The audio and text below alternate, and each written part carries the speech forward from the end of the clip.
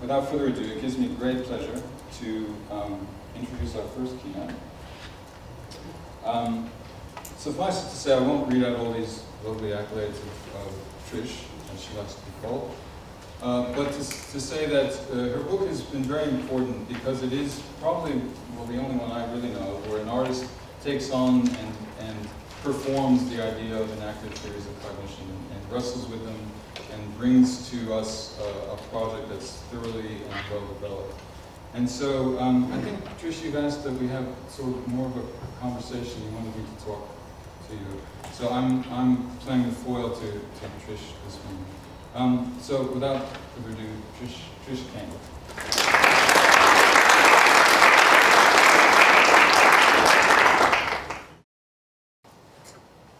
So the orientation to your presentation. Yeah, so my presentation, not maybe conventional. I've built an installation because what I wanted to say, I wanted to show you. And we're not in the installation at present, so I can't show you it. I've got PowerPoint so that I can kind of show you it. And also I can show you the narrative in that installation by doing a narrative with John D. And that's what I wanted to do. So it's not just me telling you about my experience, but the narrative is the artwork. That's the most important thing in both the installation and the conversation.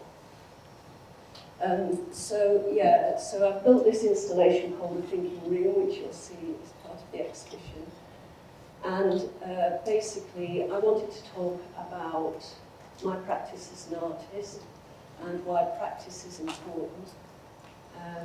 And that for me, practice involves a long-term commitment to learning, and transformation is part of that, really. So if I just show you some of the images I've got.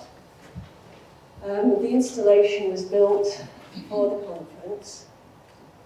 It came at a point in time when John D contacted me. I was just about to I've been thinking about it for a year, start a new project about making autism visible. And really, there's 4 walls in the installation. 3 walls of previous projects that I've experienced and been through. Each project has taken about 5 years to do. And then the 4th wall, which is a little bit dark, but that's to show the animation on it, is the current thinking about the new project. It's sort of like the 4th wall, if you like. And really, altogether, these walls show the evolution of my thinking through material projects. And each project, including the new project, involves making thinking visible. And that is the art of the new project. So my methodology, if I have one, as an artist, is to make thinking visible. And very often I find ways, depending on the projects, because they're all context dependent and not the same kind of project, I find ways of making that visible through narrative, self-curation, and making my context visible as part of the artwork. So I sort of wanted to start, I suppose, with this weird Making Autistic Thinking Visible project, which is a whole load of ideas. And this came, and part of what you'll see on wall 4 is a navigation of the landscape of my thinking in an animated 3D mind map. So these are all the thoughts I'm having about it at present. I wanted to say a bit about where that came from, because I actually received a diagnosis of having Asperger's syndrome as a late adult diagnosis about 2 years ago, which was really shocking for me, actually. I just thought I was normal, but people have been telling me I'm not normal for quite a while. And I should know, because I suspected for a long while my son had autistic tendencies. So that really has made me recalibrate not just my life, it's put into perspective what has happened to me and the reasons for how I felt and thought. But it's also actually made me rethink how I think and to understand how I think more. And so these three little blobs that you can see are areas that I had hunches about myself. So one of these areas is to do with complex thinking. I've always thought in a network way. I can literally see it. As soon as somebody says anything to me, that's how it comes to me. It's not like pictorial. It's something different from that. It's about all the possibilities you have said to me and that as soon as you say it. And I've had that, and I've known about that for quite a while. That's the way you have conversations too. You kind of draw people in and you immediately kind of work on their map and how it relates to your map. Yeah. It feels like that. Yeah. I don't know what it's like for people who talk to me, but that's how it feels anyway. Well, that's how it feels. All right. And actually, I've had this weird background where I used to be a lawyer as well. And actually, I'm so aware that I did that as a lawyer. I was able to completely see the broad context. So I can all at once see all the detail and at the same time see the big picture. So I'd have a client came in and they talk about a car accident, and I'd be thinking about the evidence in court and how that spawns out and what evidence I need to get and what witness statements, and it's a lot of plate spinning basically. So there's that going on. There's also sensory problems. You know, I can come here to Melbourne, but very often I can't go into my local co-op because the shelves are too much. I can't bear this sensory thing. I find noise really difficult. So there's all of this sensory overload that before I was diagnosed, I just used to think that I was very defective, that I was very vulnerable and very defective. Yet these are the things that allowed me to pick up and have an attunement far more than a lot of people. And it's fair to say, particularly in certain types of autism, that there's a massive empathy. And so people are terribly, terribly empathetic. So there's that going on. And there's also a bit of social stuff going on. I don't play politics, can't understand that. You know, so there's more traditional communication things with autism going on. So autism, the medical model is that you have communication problems, you do repetitive behaviours, and that there's some social impairment. And the medical model is based on deficit. There's something wrong with you. There's something pathologically wrong within you. But there's an alternative model that autistic people much prefer, and that is that disability comes from the social construction around us.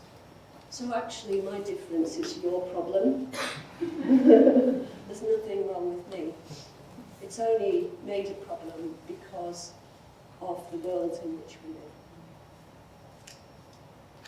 And so I've started thinking about autistic cognition, which is different processing. So I have a hardwiring that's different to you. It's neurobiological hardwiring.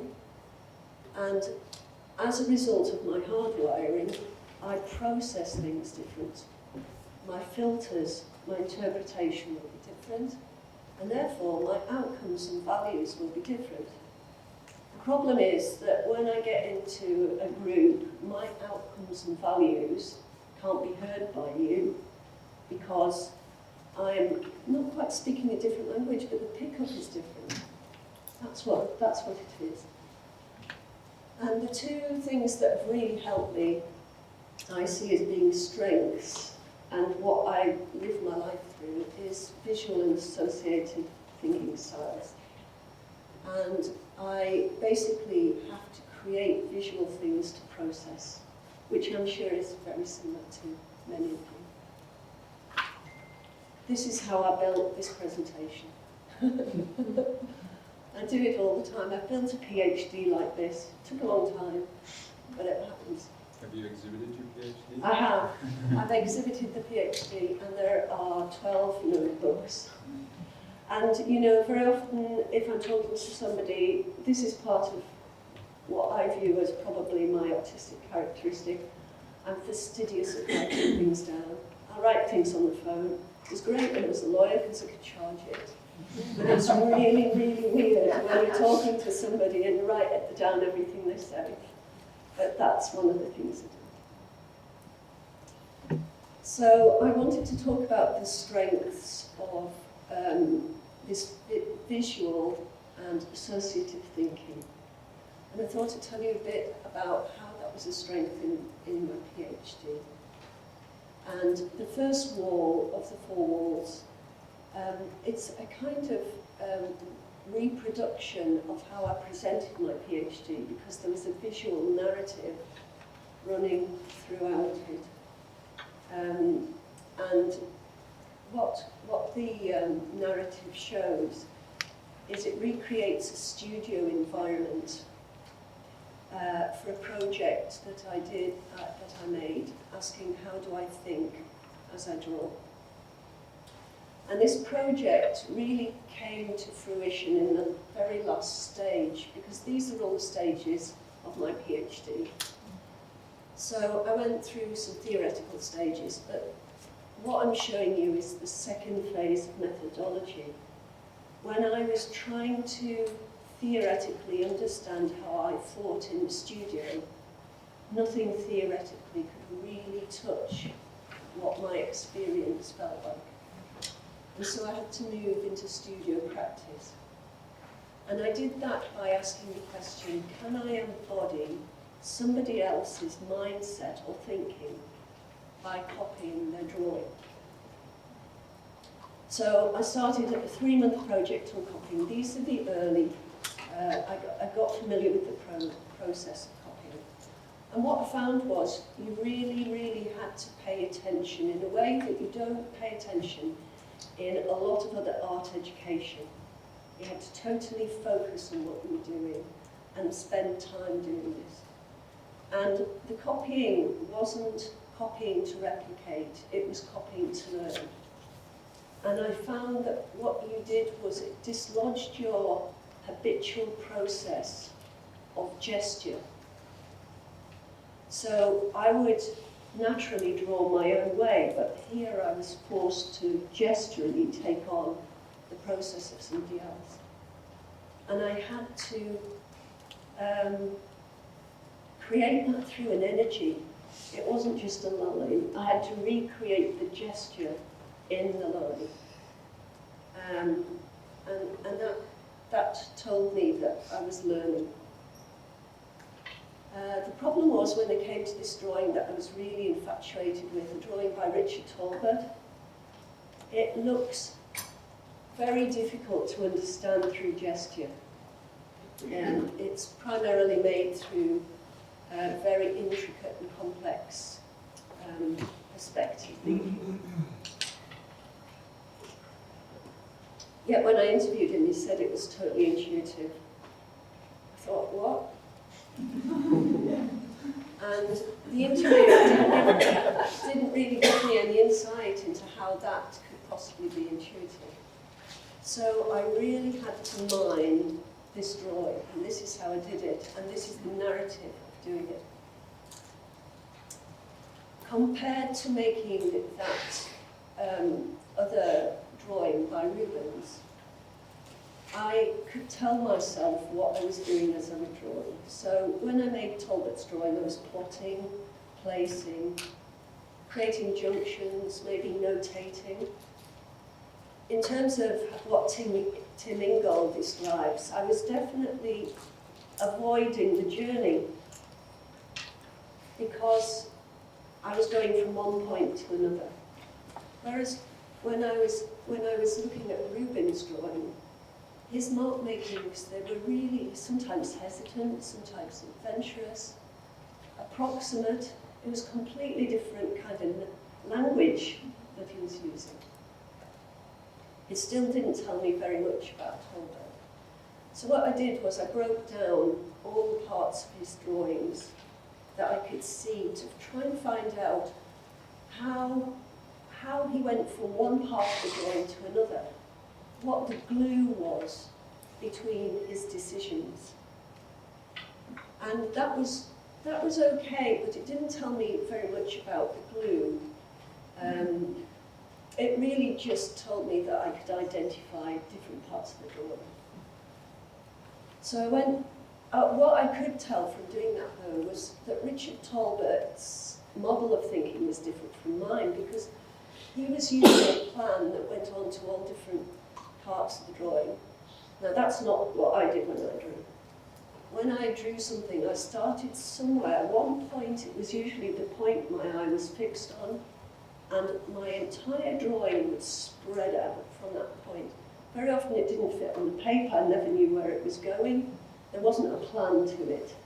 So in the drawing, my drawing, I started probably somewhere on the left-hand side and ended up on the right. And it was very sequential compared to his type of thinking. So what I had to do with Richard Talbert's drawing is I really, really broke down every single element, just like Paul Klee does in the thinking line. And I started looking at, well, what does a circle do? Well, actually, when you draw a circle, it's really dynamic. And when you draw circles within circles, it's almost as if the space around them becomes dynamic and they conflict with each other. And when you start making lines and points through circles, all of a sudden, different spaces appear. And I started understanding a little bit about how Richard Talbot might have started with some circles, made some lines, and then all of a sudden, all of that possibility came into view just through adding different lines. And I really had to mine down into what happened when you separated circles, and the way that he coordinated ways of growing from one side of the drawing to another. And each mark was a highly suggestive act requiring a response. So that when he made a mark, just like you make a mark, when you draw it, you want to respond to it. Sometimes that makes it a determinate thing that you're creating. Sometimes it's indeterminate. You know, you have to keep going. And so I found that he was having a dialogue with the drawing. He wasn't just creating something he had preconceived at all. The whole thing did arise through the continuing forging of his conditions.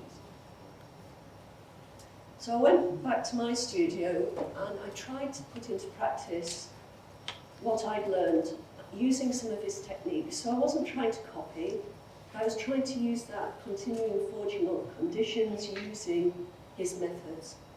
And these are the types of works that I was producing. The trouble was that was okay in the studio, but I felt that I was a loser. I felt that I didn't know what I was doing. I thought I was going completely wrong. I had no idea what I was doing, and this was a massive transformational point for me. And I noted in my journal, I feel frustrated and that I've been wasting my precious time. The things I'm learning are more about my own capabilities than Talbot's. I'm coming to see that what I have been doing is not so much learning about Talbot as learning something about myself. I've been trying to discover aspects about him that I'm actually showing things about myself through him. And this became such a transformational point for me because it was only by experiencing his drawing for myself that I was able to understand that there were two levels of experience unfolding for me. First was about drawing and the experience of drawing. How do I draw? What is it that I draw? But the other level of experience is almost observing myself. It's about the experience of becoming aware of how I draw. That is, I'm living what I'm observing, but I'm observing it at the same time. And that gave me a complete link to Francesco Varela. That continuing fortune of conditions then made Varela my companion in a different way to how I just read about his work. And I was able to liken the artist to an autonomous system where they're involved in the continuing forging of conditions. And through looking at Talbot, I could see that he was evolving through continuously producing himself, but interacting with the world. And Varela talks about that in Embodied Cognition. He talks about evolution coming through what's called operational closure. That is your own limitations and your own processes. But you're evolving yourself in relation to the outside world again. So, and that's called structural coupling. So these were my copies of Varela's drawings from his book. And that's what I could see was happening for me. And so I could see also this comment that Varela made during a conference, that the fundamental visible act of perception is precisely that drawing out into something that wasn't there as visible previously. Thus, the great genius of being alive, of having a brain, is actually bringing forth. And so, it was my Asperger, if you like, maybe not Asperger, I share it with you, that was my visible and associative thinking style. That is the way that I inactively engage in understanding my world.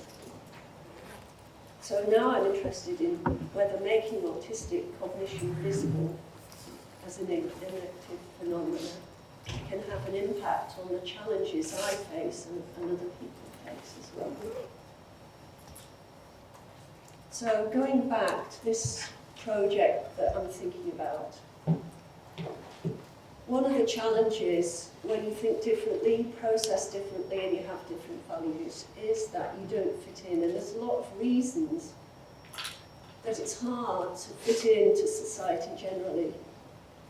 So in my model of thinking that I'm thinking about, those difficulties, including that I find particularly difficult, are that independent thinking is systemically not valued.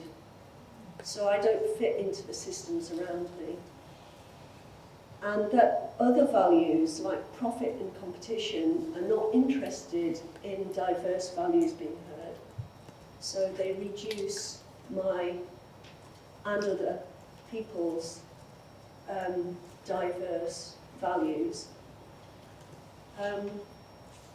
There's also something called groupthink that I'm sure you've all thought about, where when you think as a group, basically it reduces in the moral integrity that we all have as individuals, and you get a sort of norm running through things. So there's a lot of reasons why thinking differently is a problem through social barriers. So in my new project, I'm looking at methodology and methods. And I'm thinking, how can I locate methodology that fuses this social model of disability and autistic difference and inactive cognition and participatory art?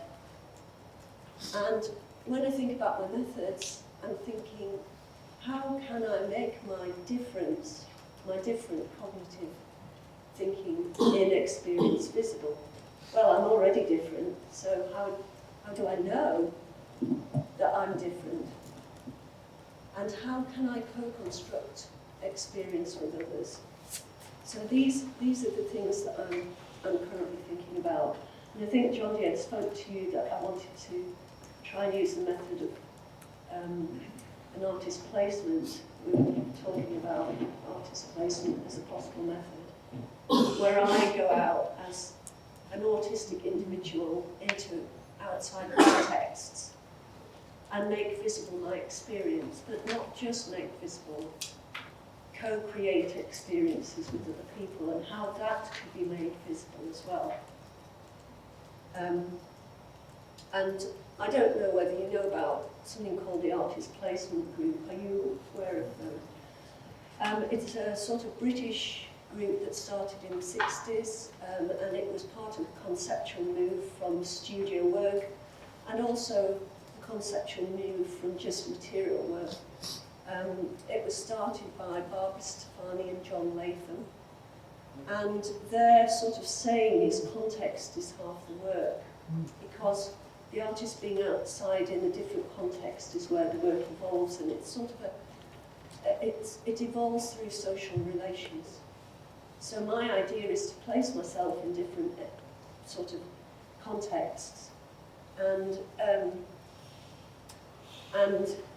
make visible my experience and make visible the experience with other people. I'm not sure how I'm going to do that yet, that's what I'm working on. And I know that the main problem I'm going to have, I think, is kind of conflict. And I'm aware of some research done by Anthony Schrag in Glasgow, who looked at the role of conflict within institutionally supported participatory processes. Because most institutionally supported participatory processes, it's like they're being paid for by the organisers, and you have to challenge those processes. So long as we're still in time, I just wanted. Are we okay for time? Well ahead of time. Are we? Oh, I'm being very erudite then. I wanted to make some observations about the practical aspects concerning this kind of methodology, because as a practitioner, I always want to know how can I do things, not what am I doing, but how can I do things. So I wanted to focus on internal aspects. So if I'm going to do this project, and I'm looking at myself and my experience, where is myself? And how do I develop self-awareness? And I also want to look at this thing called contextual knowledge. And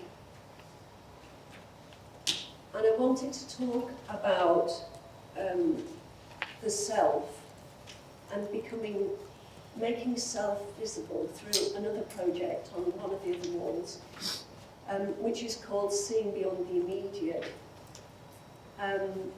And this is a project, what you see on the wall basically is a condensation of a 7-room exhibition that was an experiential installation and self-curated.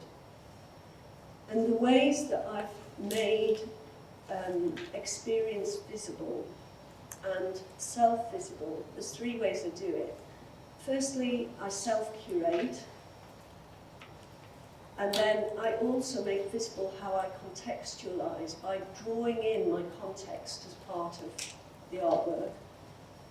And I also have a narrative, and I try and have different layers of narratives. So there'll be a narrative running through the exhibition, but it will also be, say, supplemented by symposium or conversations with other people. So the origin of this project started in a 3-month residency when I went to stay at Wilhelmina Barnes-Graham's house, and she's an abstract artist, one of the St. Ives artists. Have you heard of her? They were really important abstract artists in Britain in the 30s and 40s, and Wilhelmina Barnes-Graham was the only Scottish artist, and she had a house at St. Andrews in Scotland. And I was drawn to her work because she was a woman who didn't put out the same kind of work throughout her life. You can see that she visibly grew. She had themes through the work that came back time and again. But you can see roughly through this series of pictures that I've put here, she grew from representational to abstract work. And my question was, how does my mindset move when I move between making representational and abstract work? And so the exhibition that finally came from this focused on the process. As I moved between representation and abstraction, I focused on elements of that, and each room showed an aspect of that. So the first room was about connection through observation and how artists almost become part of what they see through making. And I had to make this very experiential, overpowering. The work had to be, you had to feel it, if you like. And that was really how artists observe, or I feel they observe anyway. Something and nothing, negative as a dynamic. In the move to abstraction, negative and positive is really important. And this room, there was a dialogue about how you move into negative, using negative and positive imagery. I also wanted to say that this was mirrored in the symposium that we held within the exhibition when I invited Sarah Casey and Jerry Davis to talk. And in this area of the exhibition, they talked about reaching aspects of our process that we can't perceive.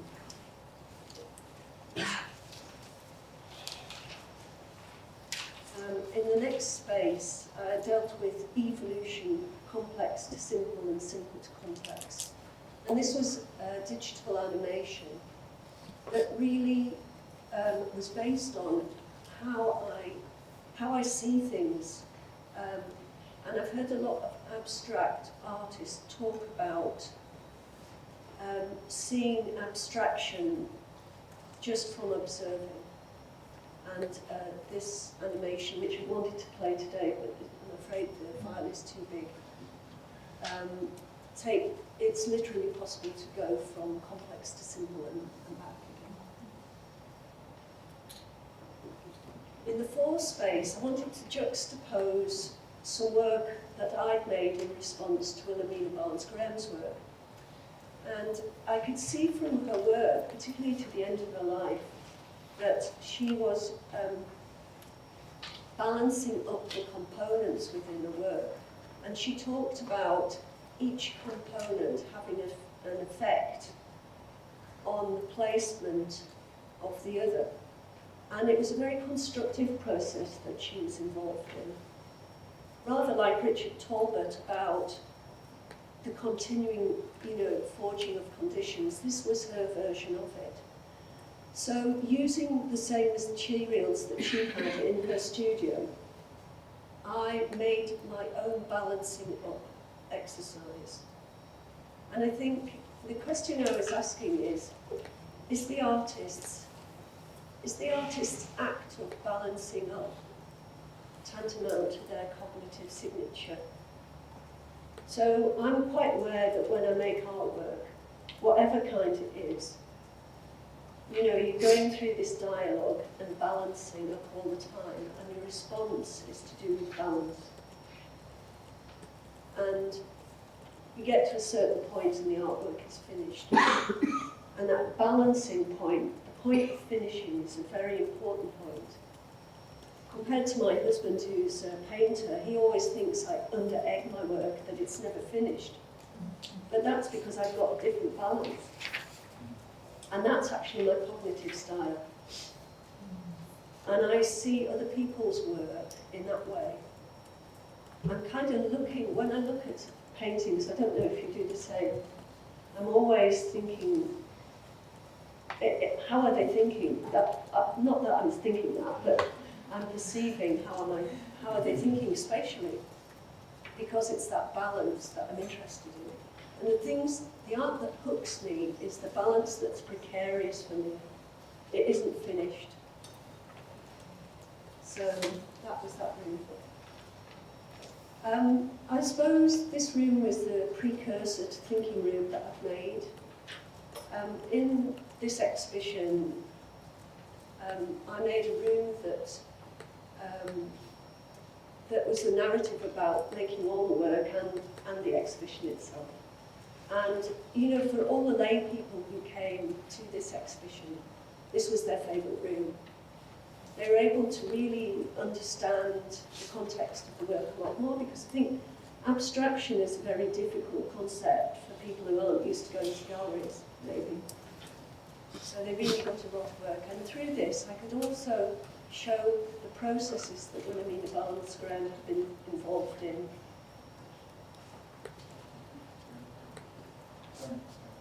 We're just losing track of time. Right. Suddenly relationship. Okay. Nearly finished. And this is the last space, coalescing the diverse, becoming home. Are we okay? Yeah, Okay. So I really wanted to just say that the narrative is a constituent of self. That's how I'm presenting my art. That is the context, my context for presenting. I also wanted to say something about self-awareness, and I wanted to, I probably won't go through the whole of this, but I wanted to talk about self-awareness and the act of reflection, because I'm working in a context where there is a discourse about the usefulness of self-awareness, and there's also a discourse about I missed a film out actually, Umbrella, but never mind. Yes, I see my experience of awareness as moving into a different space of activation. I wanted to make evident the comments made on my book that came from my PhD, and how science is trying to evaluate what I'm doing. And I, perhaps foolishly, for the forward to my book, I asked James Elkins and Claire Petty-Mengen, who was Varella's PhD student, to have a conversation about my book. Okay? I thought it was a great idea. Well, it was for me, but my publisher didn't think so. So I asked them both to speak about the book, and this is what James Elkins says. I'm concerned about the kinds of experiments, hypotheses and conclusions Patricia proposes, because they do not often seem to work like ordinary research. As a teacher in an art school, I would be concerned, if I were her supervisor, to distinguish between moments when scientific protocols are taken as requirements for the degree and moments when they are integral to the creation of interesting art. Cain himself is aware of this issue and mentions it throughout the book, which makes it that much more self-reflexive and that much more unusual as these theses go. What matters in scientific research is the community. If a poll of studio art instructors was taken, asking which authors and texts are central to the conceptualization of the practice of drawing, I would imagine the two most popular answers would be John Berger and the publications of the Drawing Centre in New York. Berger doesn't appear at all in a book, and the Drawing Centre appears only as a bibliographic citation. I would also imagine people would name Lakoff and Johnson, who also only appear as a reference. In short, Cain's work is somewhat sealed away from contemporary discussions of the process of drawing, and in terms of research, that is a weakness. But in terms of independence and insight, it can easily be a strength. Right, so now I'm going to tell you what Claire said. I also regret that Patricia didn't give herself all the methodological means that would have enabled her to collect precise, rigorous and reproducible descriptions of the different levels and dimensions of experience she explores. These techniques would have allowed her, on the basis of disciplined and detailed descriptions of singular experiences, including her own, to highlight possible regularities, that is, a possible structure of the experience of drawing, and to make this whole process reproducible, a necessary condition for any scientific understanding. To conclude, I consider this work as an important and original exploratory work which highlights some essential questions to which the emerging science of lived experience at the beginning of the 21st century will have to answer. And I wanted to mention that because that's the discourse in which I am working, not just as a researcher, but as a practitioner researcher. And I have a lot to say, and I think there could be a lot to say about the methodological paradigms within which we work, what science is, and who makes the rules.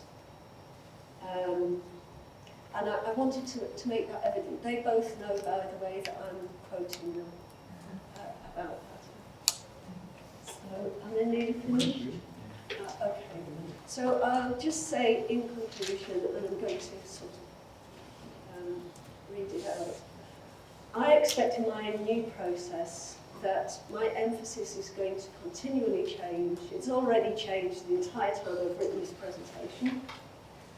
I think that my new project is dynamic, and the other walls maybe are static, but have informed the new wall that I'm building. I came to see that this fourth wall, where I'm positioned now, as kind of like the notional fourth wall in theatre convention. That is the wall that separates the audience from the stage.